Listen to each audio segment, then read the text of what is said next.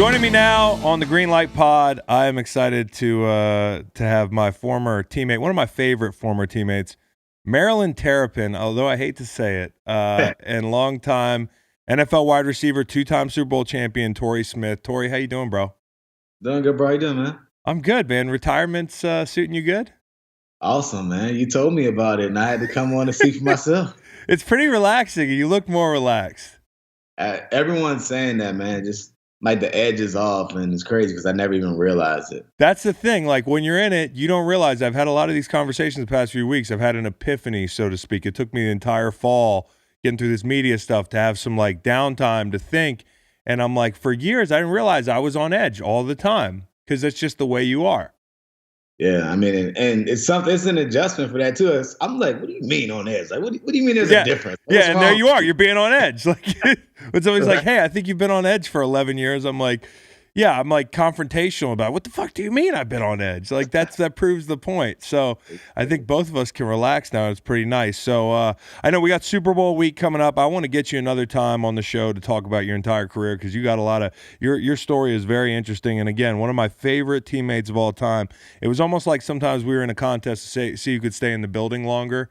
It'd usually be me walking across the locker room and I'd hear a voice and I think everybody was out of the locker room and I hear, what the fuck are you still doing here? And then likewise, because we were at the facility until like 7 o'clock every night. But you actually had your big breakout game against the Rams. I was on the field for that. 2011, you scored touchdowns of 74 yards, 41 yards, and 18 yards, all in one quarter. Rookie year. Yeah, you know, that was during the time where, like, if you needed a confidence boost, you just called the Rams. Fuck you. And it was huge for me, man. It was my first start. Yeah. I remember the edge that I had then. It's just like, you know, they had drafted me in the second round to be a starter, and I just wasn't ready. They traded for Lee Evans. Lee Evans gets hurt. And so all of us like, oh, you're not redshirting, brother. Here you go. Right, right. A big game. Like, it was huge for my confidence, and it honestly propelled my career. It's big for my confidence, too, watching our defense get burnt for 3 touchdowns by a rookie. And I knew who you were because, being an ACC guy and seeing you in Maryland. But that was a downer for us. So you mentioned Lee Evans. In 2011, you're in Baltimore. This is your rookie year, right? And then at the end of the year, was that the year you guys go to the AFC Championship? Yeah, and lose in New England. And lose to New England. There was you were a missed kick away. You were a Lee Evans drop in the end zone away. How hard was it to climb that mountain? Having been to 2 Super Bowls, one of them you're a new guy in Philly later, and we'll get to that. But in Baltimore, your first year, you're so close, and people talk about that fatigue after long runs. How was it that your team was able to get back up off the mat and then get all the way and win it next year? Yeah, I mean, we had so many veterans that we kind of knew what it took, and we knew, like, just get your ticket to the dance and, anything happens. And we knew we would end up having to go through Foxborough, which a lot of people have had to try to do over the years. And it's not an easy task, but we went into it fully expecting to win. We felt like we should have won the year before, and we went in even more confident the next year expecting to get it done. And, we had veterans, and, Harbaugh took care of us at the right time. And for me, I was wet behind the ears the first year, not really knowing what to expect. And I just assumed that we would magically be right back there again. Right, yeah. And we did. And I realized the year after that, when we missed the playoffs, that it doesn't just happen that easy. Yeah, it's not the case. When you hear like younger guys that, get to the league and they don't realize, like somebody like me that waited a long time, or, you go in the league, you're in a great organization. You've got vets that know how to do it. I think, and my dad used to say this, when he went to the Super Bowl in like 83 or 84, they never got back. And he assumed when he was young that, like, this is a regularity. But I think a lot of people learned that lesson. Then the next year, it wasn't like you guys were world beaters. I think you were 10-6. You were a solid football team, a lot of veteran leadership. But you guys had to fire the OC in, like, December. Did I remember that right? They fired Cam Cameron, which was a surprise to me. I mean, we had been doing well. And we had a terrible game versus the Redskins. And that was the game that RG3 got hurt. Yeah. It was, wasn't it? And Kirk Cousins came in and was wheeling and dealing. We just knew when RG3 went down, we were going to win this game. Right. We ended up doing nothing. Like, we couldn't do a single thing. And coach shook it up a little bit, and We got blown out the next week after that. Right. With Coach Caldwell. And then we kind of heated up and went on our run. But I mean, it was a crazy year. You know, like there's so many different changes, and ultimately, like I said, we expected to be there. Dude, that's like kind of unheard of. When I went back and I was doing some reading about that year, I was like, oh yeah, they did fire that guy, but you don't hear about that with a team that wins the Super Bowl firing a coordinator during the year. It's almost unprecedented. I mean, it's irregular anyways to fire a coordinator, period, during the year. Right, especially when you know you're going to make the playoffs. Like, right. We still won our division. So it's not like we were a team that was garbage, you know. And I don't know. I've never really asked Harbaugh, even listened to his reasoning behind it. But, I mean, we ended up winning. So I guess it all worked out. Exactly. It's tough for the guy that, you know, that was there for, you know, basically the whole season. Because you're talking like week 13 or so. Right. Happened. It wasn't like, you know, the middle of the season. And was this the year Jacoby Jones caught that the Hail Mary? Up in Denver. So walk me through where you were on the field that moment. Yeah, man, it was so. A lot of people don't know this. I actually said it for the first time last week. We were literally the drive before. You know how you kind of go back out on the field, and it doesn't seem like you have enough time, and it feels like it's impossible. Mm-hmm. And literally the drive before that, we had got stopped when we knew we had an opportunity because we didn't think Peyton would go 3 and out. Yeah. Champ Bailey tapped me on the shoulder and was like, "Hey man, great game." Like not in a like hater type way or negative. It was genuine. Like the game's over. Yeah, like we're getting the ball back.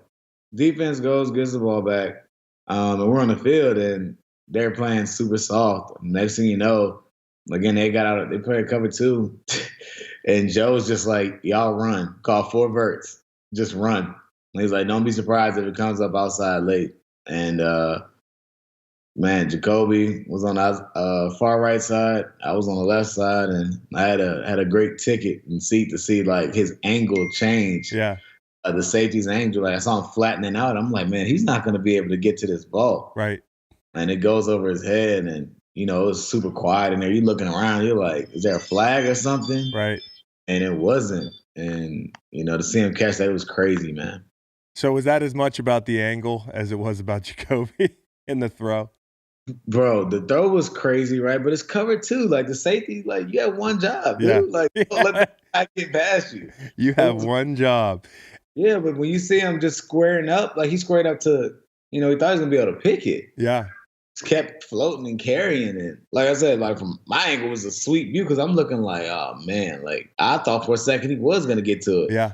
See him level out, and you're like, man, the ball, he's not gonna get to it. Dude, that's like funny because you had front row seats, and actually you weren't just a spectator in one of the biggest plays of those 2 Super Bowl runs that people forget about. I mean, people don't forget about the Jacoby reception against Denver because you needed that to win the game, but in the Eagles run at the end of the first half against Atlanta, tell me what happened. Man, so I'm running a little 5-yard in outside, and Foles is throwing the ball to Ertz across the middle. And Neal, I can't think of his first name, the safety for the Falcons, comes flying up. And is it Keanu Neal? Keanu Neal? Yeah, man. I'm not going to lie to you. Like, I had my little route, but I was more so getting in, try to make a tackle mode because it went straight to him. Yeah, dude. It went straight to him. And he jumps up in the air, the ball bounces off his knee, and I kind of just drifted. I'm like, man, I can catch this ball. I catch it, kind of try to run around the side a little bit. But honestly, that was the craziest play I've ever been a part of because literally in your mind, you know when it's going to be, just feeling like when it's going to be picked. Yeah. And all I see is like 3 potential lead blockers. And I'm like, oh my goodness, like how am I going to stall to get? You think it could have been a pick 6? Was it? Yeah. I'm not quite the wedge buster on kickoff. So that's a 9-point swing, right? Because we get points before the half and end up winning the game by less than, a touchdown. I mean, on that Julio Jones drop or the Mills coverage, whatever, in the corner of the end zone. So you were a part of 2 of the biggest plays right there on 2 huge Super Bowl runs, and I think that's what's funny. It's not just the Super Bowls. There's a couple bumps along the way that if it had gone one way or another, you're not there, and that's football. But you end up in New Orleans that first run with Baltimore. Tell me about the lead up to the game. You've got guys like Ed Reed, right, who have been waiting their whole career, Hall of Famers, legends. Haloti Nada, right? Don't have rings yet. You know, are there guys you're pulling for to get those rings more than others? Was there that sense that we've got to do this now for the older guys, or what was the mindset of that team? It was that sense. You know, if you remember, Ray Lewis had came back from that torn tricep, and we all knew he was going to retire. So, you know, it's like, man, you want to try to send him out the right way. But then you think about Ed Reed, who's never been in that position, and all of a sudden he's playing in his hometown for the Super Bowl. And like you said, you spoke on Haloti. A lot of legends on that team, older guys on that team, you know, Suggs, whoever, you know, who weren't a part of that first one. It's like, man, you wanted to do it for each other. And it was a crazy year. And to see the way it ended down there in dramatic fashion, I still think it's a conspiracy, but I'm going to hold that thought when it comes to that power going out. But it's talk to me about that theory, and then what happened. Like, was the first thought like, is shit fucked up right now? Is this terrorism? Is this like a power outage? Is it like the terrorism piece? Because like that shows how naive we are in America. That like if people overseas thought it was a terrorist attack, we're just like, what's going on with the lights? You didn't think anything was like, I would have been thinking first things first, like we're fucked. The lights just went out at the Super Bowl. Yeah, it's crazy. I mean, we thought like, because you can still kind of see them. Like, well, we're going to play with dim lights or something. Like, I don't know. But my thoughts were just like, all right, I know we got to wait at least 20 minutes for it to cut back on. And, you know, it took a little while for them to get it figured out. And we were hot, you know, at that point. Like, it felt like this game was going to be a blowout. And then we come out afterwards. I remember Ray Rice fumbling, and then the 49ers going on a run. And you want to talk about the energy leaving? Like, they took everything out. And it was a fight and a battle to try to finish that game off, man. But I think Jacoby says it best when it comes to the game. Like, when it felt like a blowout, all of a sudden the power goes out, right? And they're blaming Beyonce or whatever. The power's never gone out in the Superdome.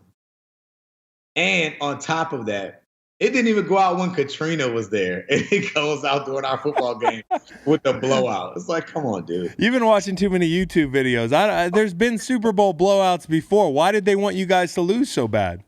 You know how it is when you're on the other side, man. People just hating. They're hating? They just chose the Baltimore Ravens to hate. They could have turned the power out at Joe Robbie Stadium when the Niners beat the shit out of the Chargers, or the Bears were beating up the you know, back in the 80s, and beating up the Patriots. Like, I feel like you got to give me more for it to be a conspiracy theory. It has to be, man. If the power in the Superdome didn't go out during Katrina, when endless lives were lost, and it goes out with Beyonce and she gets the blame, come on now, stop it. Okay, all right. Well, it was 28-6 at that point, yeah? Yeah, and it felt like it was going to be a 35-minute delay. What are you guys doing? First off, when the lights turned out, was pre-play or was it in the middle of the start of a play? I can't remember. It was right before the start of a play. Jacoby had ran a kickoff back, and then we were getting ready to go out again, and it was 3-and-out, I believe. What are the guys? Because you know, guys, you go in the locker room, right? No, we stayed in the field. Okay, so what are guys walking around, circling each other, talking, trying to keep you up? Right. I remember just like kind of staying loose with Jacoby, like jogging around, like horse playing a little bit, like trying to stay loose. But it took so long, man. You had that long halftime. Yeah. And you have that. It's basically you had two Super Bowl halftimes. Yeah, like you're looking at 70 minutes total of bullshit. It was crazy to try to stay loose, try to stay focused. And the 49ers did a better job than we did coming out after that. So how do you feel when you're watching San Francisco drive at the end of the game and it's coming down to a play, and you're helpless and you're on the sideline?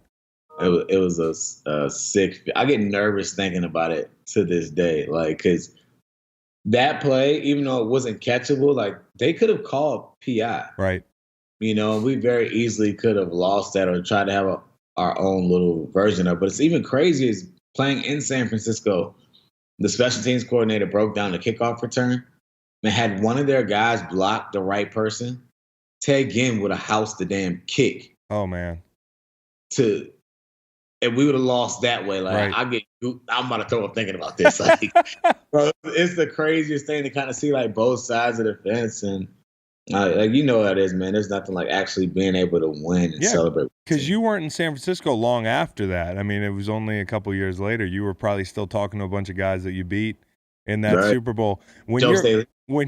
Joe. And how about Joe? Like, fast forward to this weekend, he usually when a guy sees that window open and close and they're a veteran, they're never getting back on that same team. He saw the window open. He missed the opportunity. They lose as many games as anybody outside Cleveland in the last 4 years, which is astounding. And now they're back in it. It's just insane. So as you're getting ready to play that game, backtracking, you've got Seattle and San Francisco, I believe, were the two teams they had an opportunity to play that year in the Super Bowl, and you, of course, with the Ravens. Was there a team that you're rooting for? Because I tried to explain to people when you're getting ready to watch or when you're getting ready to play somebody in the playoffs or the Super Bowl, you're paying attention to what your matchups are.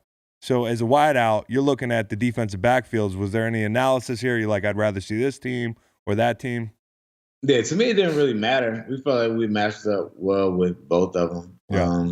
We had played the 49ers a year before, and I beat them in a tough game. But for real, it honestly didn't matter who it was. We felt like we were going to win. Right. Yeah, so who gives the pregame speech before that game? Ray Lewis is giving the pregame speech in the locker room and outside. Everything. He's giving the speech when you land in New Orleans. He's giving you everything. Everything's passionate. Who gave a better pregame speech, Brian Brayman or Ray Lewis? The amount of spit that's being thrown around out there, man. I'm gonna roll with Ray. I'm gonna roll with Ray Lewis still. Brayman is the craziest thing. The world needs to understand the type of rage that can happen in football. I tried to explain to somebody in an interview the other day. They were like, "Who gave the?" Because we were talking about who gives pregame speeches. Malcolm would usually talk on the field, and I do it in the locker room a lot of times. But if Brayman started yelling, everybody just got the fuck out of the way. And most people have no idea who Brian Brayman is. But if you played with Brian Brayman, you know exactly who Brian Brayman is. And then they asked me the contents of that speech. Do you remember the contents of that speech? Well, I don't know, but I just know it's about blood and murder and like 300 than football. Yes, exactly. So fast forwarding to the next one, right? So how do you end up signing with the Eagles of all places? Well, my relationship with Joe Douglas, Joe's a guy I've known since I was drafted into Baltimore, and he was a huge reason as to why I went there. And I really had a really good feeling about it. I remember watching in San Francisco and seeing Carson Wentz. I was like, man, this cat's a beast. He's going to be a good one. And the more you start to learn about it, their talent and their team, you're like, man, they're only a few pieces away. Even though the record may come off a little differently, you know what it's like when you look at a roster. Like, man, they're a few pieces away. And I felt like they had the better opportunity. My wife's from outside of Philadelphia and Conshohocken, and it was an opportunity to be close to their family. I literally passed up the opportunity to go back to Baltimore to go to Philadelphia. Right. I just had a really good feeling about it. And the timing of it, I felt like, they wanted me to be there. So it was I made the right decision. Obviously, it paid off. It's a crapshoot because I was a free agent the same year. And if you don't, I don't know if you remember this, but me and you talked beforehand. Absolutely. And you were like, you're going to love Joe Douglas if you get a chance to come up here. Like, you got to talk to him. I was like, talk to him for me. Because at this time, we weren't on each other's radar, me and the Eagles. But it was like this whole slew of free agents just converged upon Philly. And I got to say, I wasn't going there thinking, hey, we're going to win a Super Bowl. I was going there thinking, this is a team that could make a playoff run. We could slide in, and we'll see what happens. But so everybody knows what happened at the quarterback position. Carson gets hurt in the Rams game. Nick, a lot of people forget he had his bad games leading up to the playoffs, whether it was Oakland or, some of the games that it took to warm up, including Atlanta, which you talked about, which wasn't a spectacular performance, but eventually we got rolling.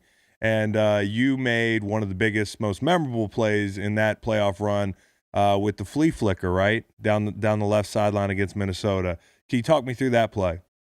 Hey, the flea flicker, the same play you draw up in the backyard and hope that you can run it one day. And that feeling, man, I get goosebumps thinking about that still, because it's like you look at honestly what what that meant for Philadelphia was that we're going to the Super Bowl. It's kind of like the dagger in a sense. And the throw was ridiculous.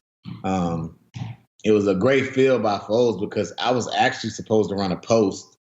So I was supposed to be across the middle of the field, but I realized the safety was standing in the middle of the field. So why am I going to run my route that way and have him stuck on Alshon only? And the way it worked out. So you're telling me you were supposed to run a post there, and somehow you decided to run straight, and Nick played off of you. He saw the same thing I saw. You're running it. I knew I could catch the guy sleeping outside, and we did. And I was like, well, why am I going to run to get covered if I can go vertical and he has the ball in his hands? We can get the timing right. He can make this throw, and he threw a dime. Yes, he did. He dropped it right in the bucket. So you're headed to Minneapolis. Drum roll, Minneapolis. Your first Super Bowl's in New Orleans.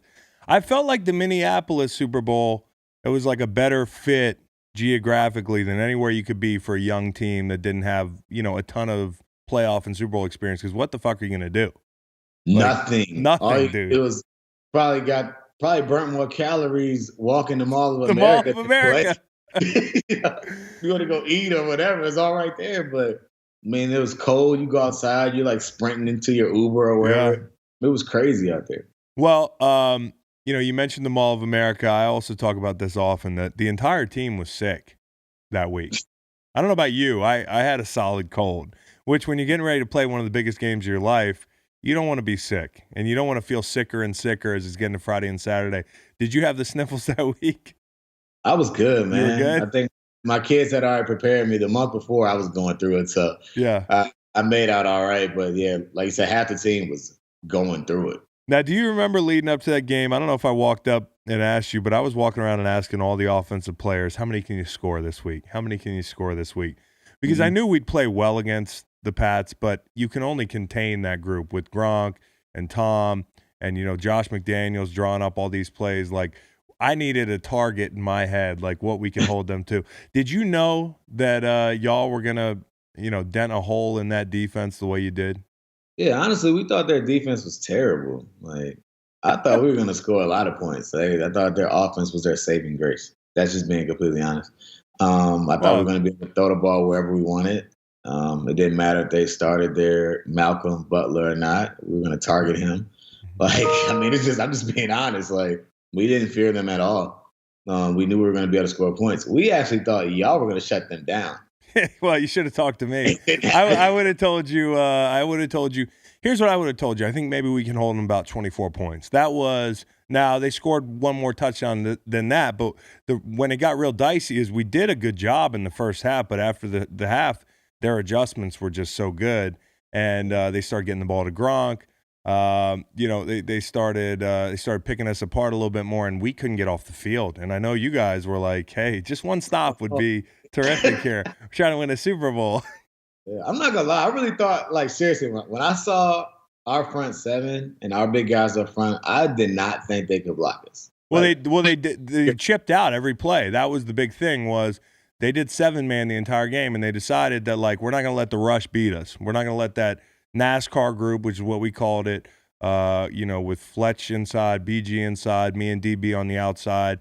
We're not going to let those guys beat us in that wave with Vinny coming in and Bo and our entire group. And they really did a good job of limiting our production.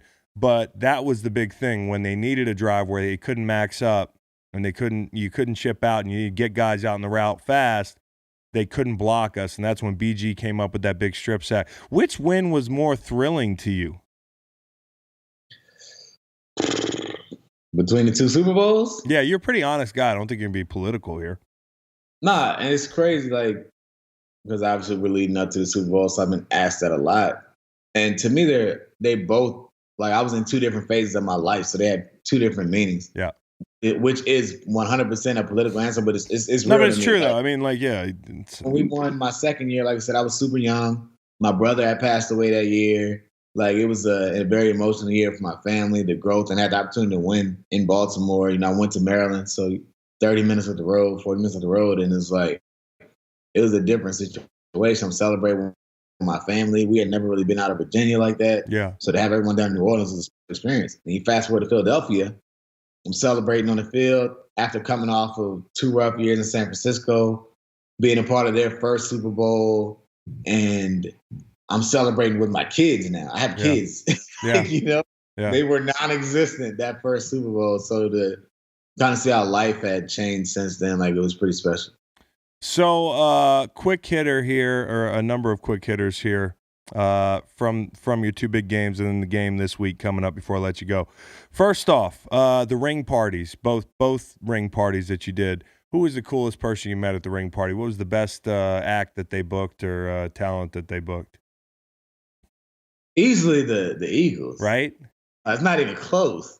Like they had Meek Mill, Rick Ross, like that was a real live, and that was the whole wave. That Dreams and Nightmares song by Meek Mill, like carried the city through the playoffs, and I mean, it's tough to compete with that. What do you think when you hear that song now? The same thing I felt when I first heard his album the first time. Like I'm ready to run through a mall, or run through a wall. Yeah. I said, run through a mall. We did run through a mall. You're right. The Mall of America. But then we ran through a wall. But that was the truth. Like the Dreams and Nightmares, it hit right when I was in St. Louis on, teams that had no Philly ties, and we used to listen to it every Sunday before game. But then to be in Philly during that run when that song would come on, I love that video pregame before the NFC Championship. I don't know if you remember this video. I've shared it on Twitter sometimes.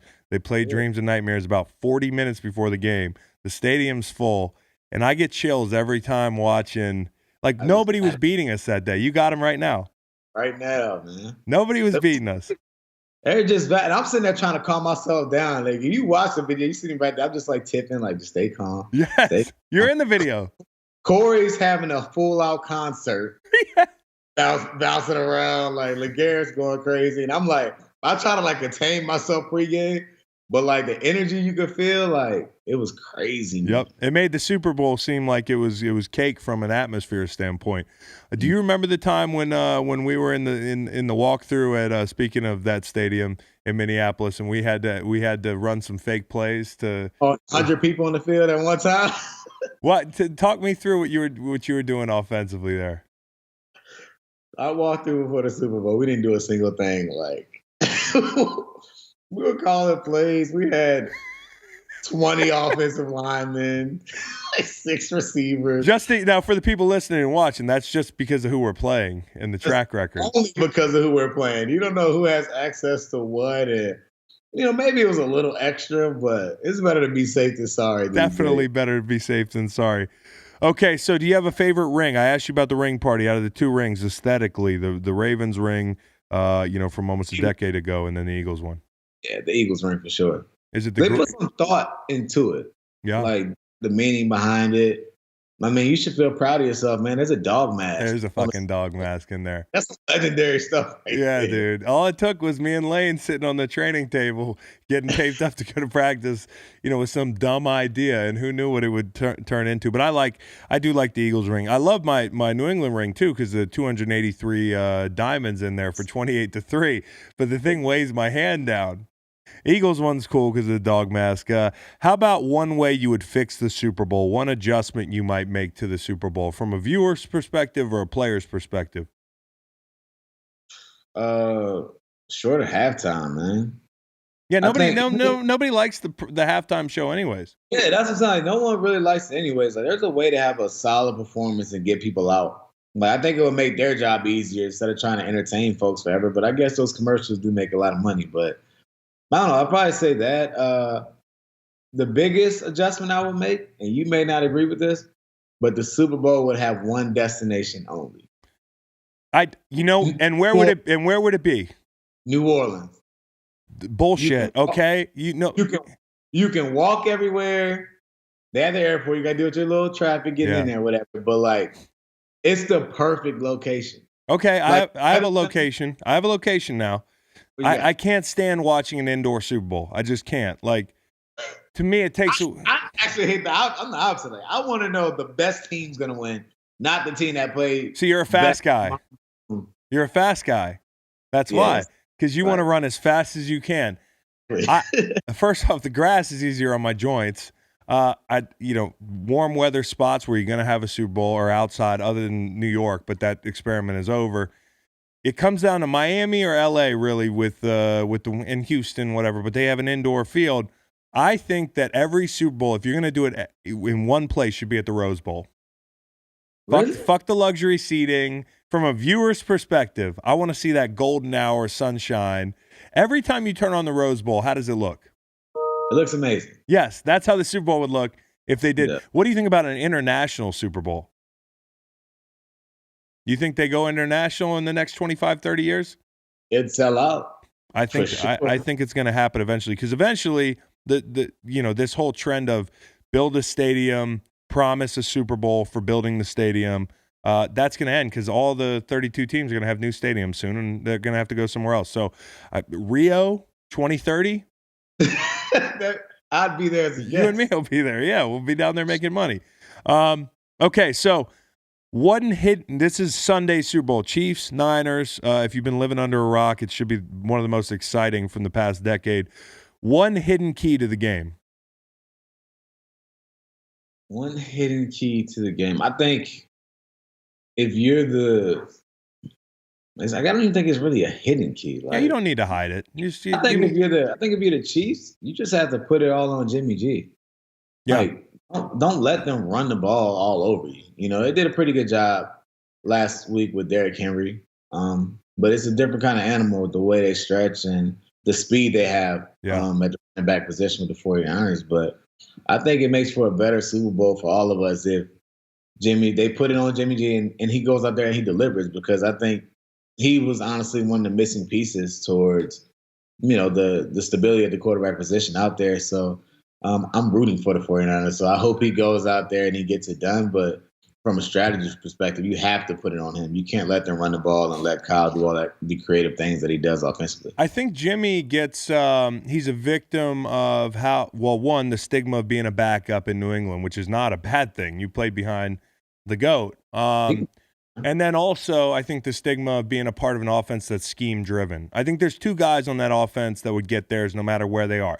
And Sanders, you could argue that too. I mean, since he arrived, they've been much better, but he is older. I think there's two guys really that could get buckets anywhere, and that's Debo and Kittle. Now, I think Jimmy gets I think Jimmy gets unfairly thrown into this thing like he couldn't win anywhere else because Shanahan's so dynamic. Who would you compare Jimmy to, like on a level of quarterbacking around the league? I think he's a middle tier guy. Yeah. I think Andy Dalton, when Andy Dalton was hot. Yeah. You can win a game with him, but you could also lose a game because of him as well. Right. Decision making and all that. But I think he has the ability to take over games. And I love Andy. Yeah, and I think a lot of people shit on people because you say, middle tier quarterback. Like, there's only 20 good ones in the entire world. There's a perpetual carousel in the bottom 10, and sometimes not even 15 are good. So, there's not a lot of quarterbacks out there. So, good for a guy who's middle of the pack. I mean, that with a defense like that and some weapons like they have, they could go out there and win this thing. To be fair, I think he has the potential to be one of those guys. Like, I've always been a fan of him. I like him. I liked him in New England when he spot started for us in some games where Tom was suspended. The win down in Arizona. First half of the Miami game before he got his shoulder separated, he was on fire. And you were like, I see why maybe some people want him to be the succession guy when Tom leaves. But, of course, Tom stuck around a long time. So give me one guy you're rooting for. One guy that you like, I know you want to see the Niners win, but maybe one guy that you're like, I'd be really happy to see him get a ring. Andy Reid. I know. So that's the hard part. Yeah, you're rooting for the Niners, but you know how bad Andy wants a ring. Yeah, I'm rooting for the Niners because I was the first person kicked out by the new regime. Oh yeah, so there's no hate. Like, I just think what they've been through over the last few years as a fan base, it was miserable, and I know firsthand. So I'd love for them to win. See Jed York go out there and get one, but Andy Reid, man, he's my favorite coach that I've never played for. Damn, that's a really, really interesting point. And I think that's almost universal.